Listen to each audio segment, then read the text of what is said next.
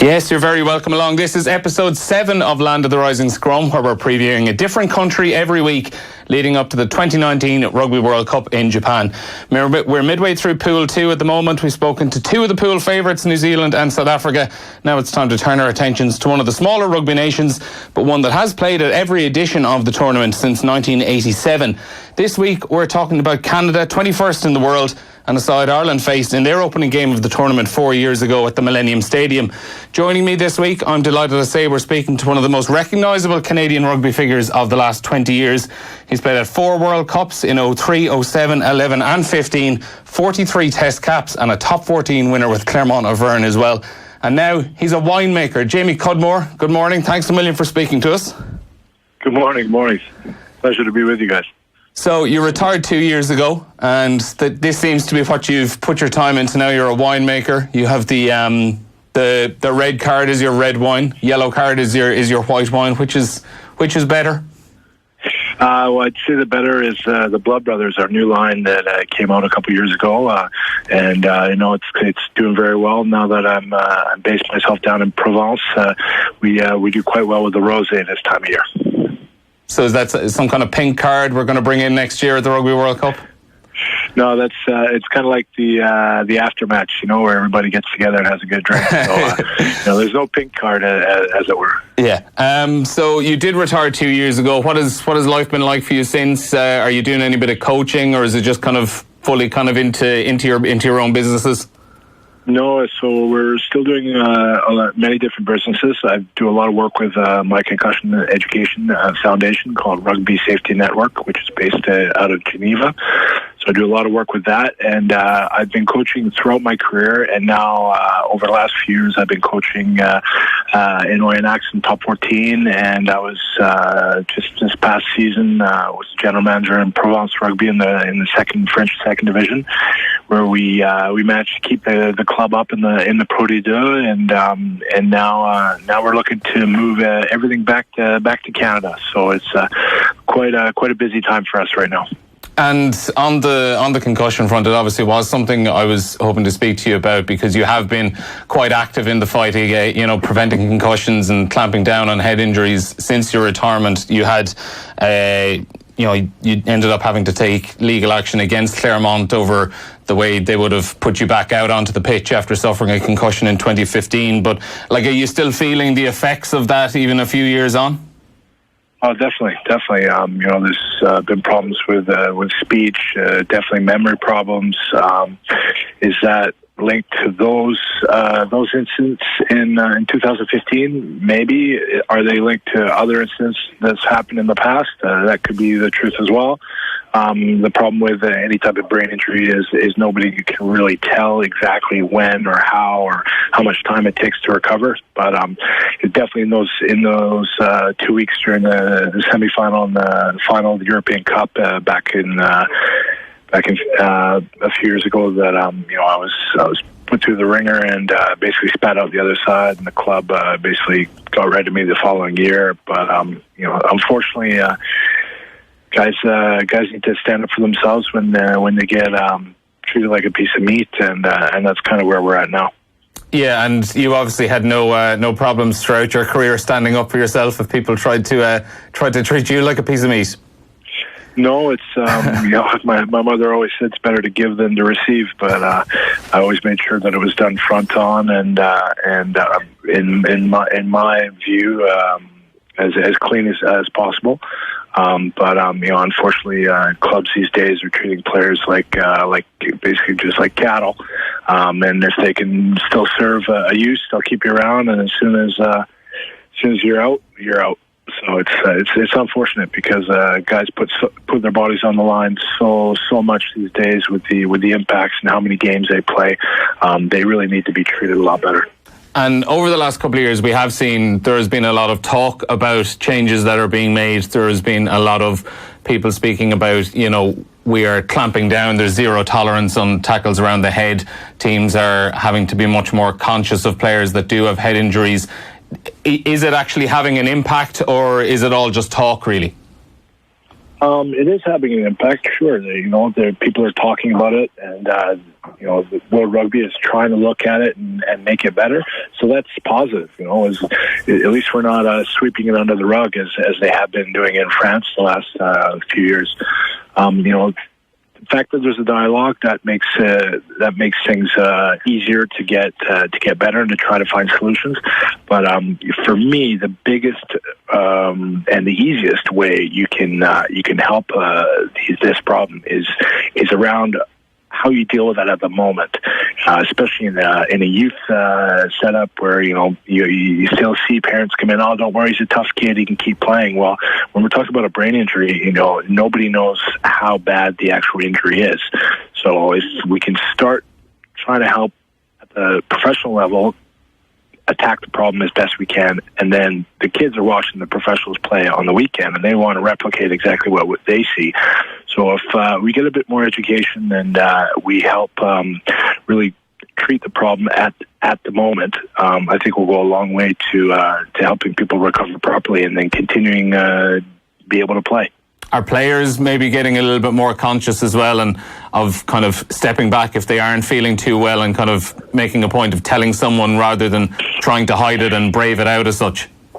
No, definitely, and that comes through education because I was one of those guys as well, where I'll just rub a bit of dirt on it and keep going, and then as I was educated more and more around the problem, especially with a lot of my friends who play in the NHL back in America, they open my eyes to a lot of the different dangers that you can go through with a head injury, and I really started to think about it and say, listen, like, if I do get a head injury because I've gotten a good knock or maybe badly placed in a tackle or whatever, that I probably took the amount of time that it takes to recover and not try and speed that process up, and that goes a long way to being able to continue to play.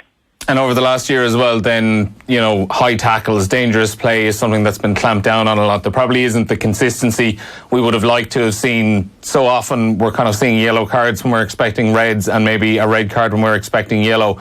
Do we have to kind of just go through this period of maybe some players, unfortunately, are going to have to receive some relatively harsh red cards just to cut it out completely and stamp down it and go through this period of a year or two maybe where things might not necessarily be great, but ultimately it's in the name of making the game safer down the line? Yeah, definitely. It takes time. There's always that kind of transition period where, some refs get it right, some refs get it wrong. But the hardest thing in that is, rugby is such a fast-moving game, and there's so many things going on. You're always going to miss things. You're never going to get every single decision right. But the fact that, the guys are trying to be proactive around the situation. They're trying to get the gauge right in terms of, sanctions, whether it's a yellow card, penalty, red card. We're going in the positive direction. But clearly it's never going to be perfect. Even when you start doing video replays and what have you, it's never perfect. Everybody's always got a different idea as to what the sanctions should be. But as I said, we're taking positive steps in the right direction, and that's a great thing. On your own rugby career, it seems from what I was reading up on it, you were effectively kind of born into the sport. Your dad was kind of moved over to Canada years and years ago, and he would have been a big rugby guy and would have got you and your brothers into it pretty much straight away. He wanted to, but unfortunately, we grew up in a small town in the west coast of Canada where there was no rugby until later on in life when I started a bit later. My boss, the local boss, so I was working up in the bush cutting down trees. He offered us to play rugby on a Saturday so he didn't have to work. So I thought, hey, that sounds like a great idea, and play a bit of rugby, drink a few beers, and have a bit of a blast on the Saturday without having to be up in the bush logging. But as the years went by, I started to see that it was a great game. I enjoyed it, and there was opportunities through rugby in Canada, then moving to New Zealand, and then giving opportunities in Europe where I could really make a go of it. Because back in those days, I didn't even know that it was possible to play professionally. Yeah, like at what stage in your life did the thought actually kind of creep into your mind that, oh, this isn't just some hobby that I'm going to maybe play on a Saturday afternoon. I could actually go on and do this thing and travel the world with this and, earn some money out of it. Well, there was a travel aspect where my first club, the Capellanos in Vancouver, sent us down to California on our first trip, and I said, "Oh my God, look at this! We're traveling."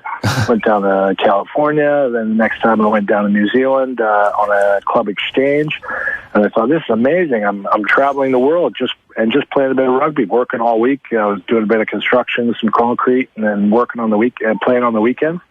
And then coming back to Canada after that experience in New Zealand, some friends of mine who were playing professionally in Wales said, "Hey, listen, I think you might be able to give it a go. You've got the skills that people over here are looking for." And I said, "All right, let's give it a go." And I landed my first professional contract with Treacy in 2002, and that's where I kind of realized, oh my goodness, I can actually make a career out of this. So I just kept working and managed to for a bum from a small town on the west coast of Canada, actually make a bit of career out of it. So I'm very happy.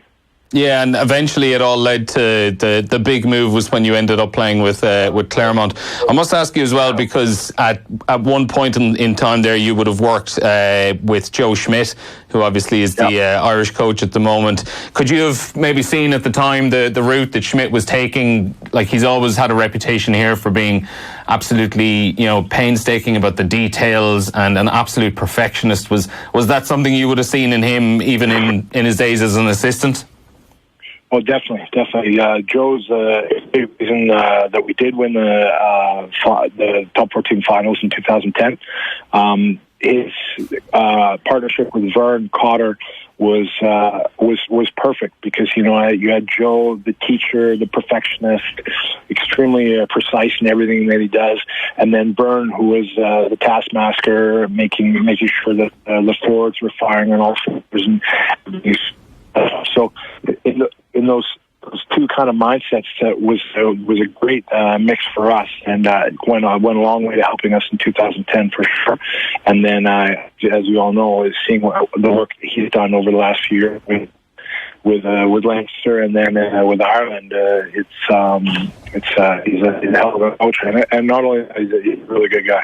Yeah, and playing with Claremont as well, we would see on TV just the like Stade Marcel Michelin, it just looks like the most incredible atmosphere ever, incredibly passionate fans. What was it like to be playing in that stadium on those big days, the kind of a sea of yellow and blue flags everywhere, incredible noise?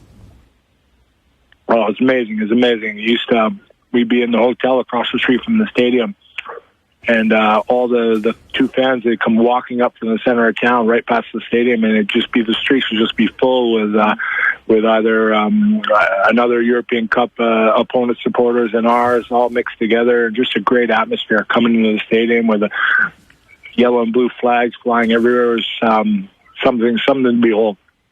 In terms of Canada, then, you played 4 World Cups, 43 Test appearances. What sort of rugby culture is there? How kind of far down the pecking order of sports is rugby, when you consider, obviously, ice hockey seems to be the main one that we would know. How far down that list would rugby be? Is it just kind of isolated maybe to a few kind of pockets of the country? Maybe 10 years ago, sure, but it's definitely had a real resurgence. Definitely with how well the female and male teams are doing in the sevens. Now that it's an Olympic sport, that's really piqued a lot of people's interest. And then the different pockets of rugby all across the country, whether it's in the West Coast, whether it's in central Canada, around Ontario, Quebec, and now all the way out towards Newfoundland, which is very close to you guys. There's some really strong pockets of rugby around the country, and it's really starting to grow. And now with the advent of the Major League Rugby, kids are starting to see that there's an actual pathway that they can actually play professional rugby in North America. So that's gone a long way to promoting the game and making a lot more people interested and take up rugby and stick with it, as opposed to getting pulled off to whether it be basketball or hockey or American football. So Major League Rugby looks like it is probably a game changer for Canadian players, because it seems that up until recently, the options for a player to kind of pursue a career in Canada was you were pretty much consigned to signing a contract and moving to Langford, or exploring your options maybe if you were good enough to get to Europe, or maybe the one or two players who've ever gone to Super Rugby.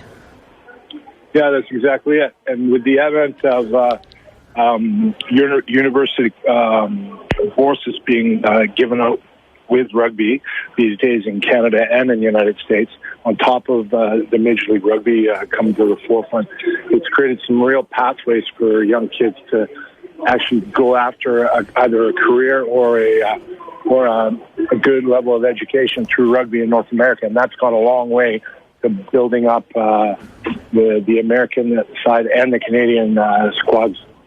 So, like in the last couple of years since the last World Cup, it's probably on a national side anyway, things have kind of been going downhill ever so slightly. Is it something that maybe long term you see improving? Well, definitely. The problem for Canada's side, the whole ground structure has been kind of broken over the last few years. Unfortunately, that investment which needed to be made over the last 10, 15 years wasn't really aligned. Now that has been aligned from last year, and through the 7s and through the 15s, things are starting to work in the right ways. We've got kids in the right pathways. We've got the under-20 team that's doing really well. The female and men's 7s team's doing really, really well. So, we've finally got the things that were broken back in place. And now, hopefully, over the next, I think 2023 World Cup, we'll have a lot more. Kids who come from rugby from a young age, are playing high-level rugby, whether it be in Europe or whether it be in Major League Rugby, and we can start knocking off some of these big top 10 teams. In terms of the short-term prospects, 2019 Rugby World Cup, do Canada really have a bit of a fight on their hands to not lose all 4 games like what happened in 2015? Namibia have obviously been on a nice little run at the moment, whereas Canada's fortunes really haven't been looking too good, like defeats in the last couple of years to USA, Brazil, Uruguay, Russia. Like, the results haven't really been there, have they? No, they haven't, and there's many different reasons. One being that it's very difficult to get our top guys on the field regularly. The Pacific Nations Cup, which starts in 2 weeks' time, will go a long way to preparing the guys for the World Cup, getting guys back from Super Rugby, from the Premiership, from Top 14, and actually playing some meaningful games at high level. That's going to go a long way to preparing us for Japan. Problem is, like I said, you got to get those guys together. You got to get them playing. Because in international rugby, if you're not, you don't have that last pass at the right moment, making the right decisions because guys are on the same page, well, you're not going to make a difference in the game. For maybe the Irish fans here watching and listening to this who might not know too much about Canada, who are the players maybe you'd recommend keeping an eye out for at the World Cup? Obviously, I think everyone over here would know someone like DTH van der Merwe or Tyler Aldrin, but maybe aside from that, guys that we wouldn't really know too much about? Well, it's going to depend on who's actually in the squad. We've got a long list squad that are prepared for the Pacific Cup here in 2 weeks. There's a couple of young guys coming through. There's a young guy, Theo Sauter, who's a fullback, plays for the Toronto Arrows team. He also plays in the Canada Under-20 team, and he's got some real fire in his legs. And up front, you got the old stalwarts, Evan Olmstead, who's a second row, played a long time in Newcastle and just had a great year down in Auckland, winning the NPC down there. So there's some young guys coming through which are going to push the old guard, like you said, DTH and Tyler. So hopefully those guys can gel well with the squad and make a difference. And your own World Cup memories, you're probably one of the few players, I'd say, out there who actually have played across 4 different World Cup tournaments. Are there any games that stand out for you across those tournaments? Well, there's lots. Us finally winning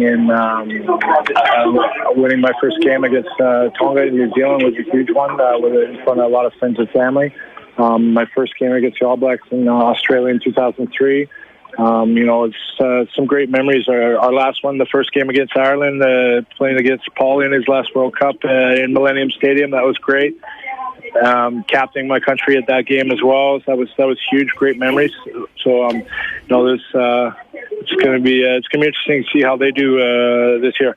I wasn't actually going to bring it up, but because you've mentioned Paul O'Connell, I'm going to have to now. You obviously have a famous bit of history in Ireland with Paul O'Connell, that game at Thomond Park against Munster in, was it 2007 or 8? It does seem that you've come across each other quite a few times since, and I think it kind of says a lot about the sport of rugby, maybe, that it always seems to have kind of just been drawn a line in the sand right there and then after your little set to. Yeah, no, it was funny because we caught up a couple weeks ago in Montpellier in one of Stad's last games, and we had a good laugh. We don't really talk about the 2008 incident, but I still don't understand how I got a red card and he got a yellow card. We both did the exact same thing, just a couple handbags, and that's really the end of it. But we always have a good laugh about that. Do you see a kind of big future in coaching for him? Definitely, if he wants to. I think it was difficult for him in France with the language barrier, and definitely the differences in kind of work ethic and how guys actually, if you have trouble with the language, it's very difficult to get your point across and to get things well organized. It's. His time didn't work out there, but maybe in the future. I think with an Irish squad, he would do very well. Okay, Jamie Cudmore, thanks a million for taking the time out of your day to speak to us here on Land of the Rising Scrum, and I hope you enjoy the World Cup later on this year. All right, beauty. Thank you very much. Thank you. Yeah, that was Canada legend Jamie Cudmore there. Next up, we have a writer for CBC Sports in Canada, Benjamin Blum, who's on the line to speak to me now. Afternoon, Benjamin. Afternoon. Hope everything's going well with yourself. Yeah, not too bad at all. I'm going to get straight into the big question, Benjamin, because before speaking to you, I'm looking, I was asking Jamie Cudmore there, for example, how popular is rugby at the moment in Canada? And when I was looking back, when I knew I was going to be speaking to you, there was a story you were covering last month, which obviously jumped out at me straight away as being incredibly important, because rugby actually briefly at school level was cancelled in Nova Scotia. Can you tell us a little bit more about that? It seems to be, has been reinstated, but what caused all of this? So in the province of Nova Scotia, the School Athletic Federation released a statistical report saying that concussions were being reported at higher levels in rugby, even higher than in sports like hockey and, American-style football. So the Federation unilaterally decided to cancel the upcoming seasons. And this was done, in my reportage without the, knowledge or discussion of the provincial and national rugby unions. So what had happened there was the statistics they were citing, there were flaws within the statistics. And if you look at national data collected by the Canadian government, you'll see that, like a 4-to-1 ratio, there are more concussions in hockey than there are in rugby. And, even if that's just a numbers game, it boils down to the point of, the stats were, it was a limited scope, and in the eyes of Rugby Canada, they were being misinterpreted because they take pride in reporting concussions as a sign of safety and progress in terms of improving concussion awareness and safety among their athletes. It ultimately boiled down to a unilateral decision by the school federation. The province stepped in and ordered the sport to be reinstated. It was governed the rest of the season under the auspices of the provincial union. And fortunately for now, rugby is, still legal, so to speak, in high schools in Nova Scotia. And where did those statistics actually come about? The ones that you were speaking about there, that you were saying kind of weren't necessarily correct or weren't really reporting the whole truth, that it was a I suppose, a small sample size. Where did these come out of, and how did they kind of get the politicians get their hands on them? So the school federation conducted the study themselves through the Sport Insurance Fund, and what had happened was I was speaking to one of the development coaches at Rugby Canada. He actually runs their Play Smart program, and he said that, in his talks with other, sport representatives, underreporting concussions is a major problem, wherein, if you take a hit to the head and either the coach or the player, whomever says, you're good to keep playing, I'm good to keep playing, that they may have sustained a concussion, they may not have reported a concussion, whereas in Canadian rugby, there's been, a tremendous amount of work in recent years that if you see something, if you feel something right away, you're attended to by, a medical professional, you're taken off the field for, I guess the equivalent of a head injury assessment. And really, this all came about in Canada from really tragic circumstances. 2013, there was a high school rugby player named Rowan Stringer who unfortunately died after sustaining several concussions in the span of a week and kept playing. And unfortunately, after her death, there was a call in where she played in Ottawa to ban the sport of rugby from high schools, but her parents wanted to advocate for something different. Because they knew how much their daughter loved the sport, they wanted to make the sport safer. They wanted to make, head injury assessment, like an ingrained part of the sport, so that there's no shame in reporting a concussion. You can miss however much time you need, but you will get back on the field eventually. And that's something that, in the eyes of Rugby Canada, like that type of system where there's, reporting the concussions, making sure that players are, not afraid to disclose injuries. They want that to be the status quo for young athletes in Canada. Yeah, and as you're saying there, while kind of Rugby Canada and the school system, they're quite proud of how the teams and the coaches are going about, treating the head injuries and making people aware of it, and how you should, you have to take a break instantly if you do get a concussion, and, go through the return to play protocols, etc. While they're doing all that, are they actually kind of making the game safer by educating people and coaches on, proper tackling techniques, staying low, things like that? Is it awareness they're kind of raising, or are they actually kind of implementing it onto the training and the game? From both my research and my personal experience playing the sport, I've found that Rugby Canada has taken tremendous steps to really emphasize proper tackling technique, and that goes into the programs they've instituted at younger ages to make sure that when you're tackling, you're keeping your head away from the ground. You're making sure that you're using the proper techniques to keep yourself safe as much as you are to bring the other player to the ground. And even I remember my first rugby practice where, I was told, you don't want someone landing on your head, just common sense. And this was before all of the more intensive concussion studies came out. It was more of a self-preservation thing back then when I started playing, but now it's, of course, taught with the emphasis on, it's self-preservation, and also there are, like safety reasons there are medical ramifications. How much is it being played in Canada at the moment? Like, kind of, where is it sitting in the hierarchy of sports there at the moment? So in Canada, you have to understand that everything is hockey first, 50-meter gap, then everything else. So it's always going to be an uphill battle for any other sport in Canada. But, rugby is a very quickly growing sport in Canada, especially among young women. It's gone out of the club system exclusively into high schools. You'll have, younger kids playing it in, gym classes and starting to play at high school and collegiate levels more widespread. But, there's still, the numbers wise, it's below sports like, basketball, association football, and baseball. But it's been steadily growing over the past 10 years to the point that it's becoming, much more popular among, young people in Canada.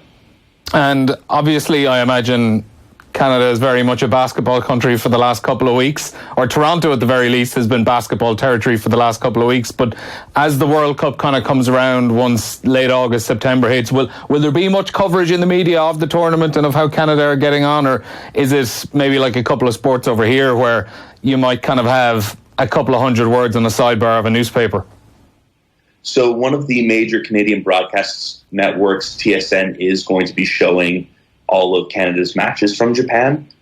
Unfortunately, I'm looking at the schedule right now, and most of the games are, 6 a.m, which is fine for me. I'm normally someone who's up at 5 and already in the newsroom, but it's going to be interesting to see, what the audience uptake of the sport is. I know the match against the All Blacks and the Springboks, those will be, big draws audience-wise because, the All Blacks are the All Blacks, and there's a very large South African population in Canada as well. So they may be rooting green and gold, but they'll still be watching the game. But it's certainly going to be different than the Toronto Raptors NBA phenomenon that happened in Toronto. On that as well, obviously South Africa and New Zealand are the big draw for maybe the bandwagon fans and the people who might have a passing interest in rugby. For the people who actually kind of know their rugby and stuff over there, they have to be looking really at the Namibia game as being the absolute crucial game, the biggest one, because you cannot really be the first team to lose to Namibia. And the way Canada have been going over the last couple of years, even from their form in 2015 and carrying through over the last couple of years, their form has been dipping more and more. Namibia have been coming more and more. And all of a sudden you're looking at a situation where Canada absolutely have to get that win against Namibia, no matter what happens in those other 4 games. Absolutely. You hit the nail on the head right there. Going winless in 2015, that wasn't great. And then just the fact that Canada's in the World Cup right now, that, it's almost a Pyrrhic victory because of, how much they slid during the qualification process. I have, friends in Uruguay who were giving me the business all throughout those last 2 games. But to their credit, Uruguay outplayed Canada, and that last chance repechage tournament, if Canada didn't succeed there, that would have been a devastating blow to the sport in the country, which, don't want to delve too deep into hypotheticals, but I will say that with the progress of Namibia, you have a lot of people in Canada, hoping that, 1-3 is sufficient. Mm-hmm. Yeah, and obviously, as you mentioned there, they kind of scraped through into the tournament, the main tournament itself, into the finals through the repechage. If they had not actually got there, how far do you think that actually would have set Canada rugby back?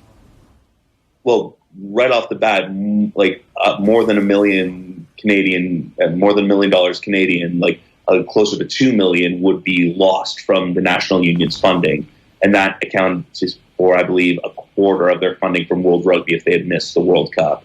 And I've spoken to the higher ups at the national union, and they were all very candid with me. They said we would recover, but it would have been a major setback if Canada had not qualified. So a lot of sighs of relief from the offices in Langford, BC, when Canada did, succeed in the repechage. Okay, Benjamin, thanks a million for taking the call, and we'll leave you go. Great to talk to you. Thanks for having me on. Take care. Yeah, that was Benjamin Blum there, sports writer for CBC Sports in Canada. Just a reminder as well, our Land of the Rising Scrum and our rugby coverage and Off the Ball is brought to you by Vodafone. Team of us, everyone in. And if you want to hear back to any of our previous episodes on Land of the Rising Scrum, you can do so at Off the Ball. It'll be in the podcast section there, so just follow the instructions.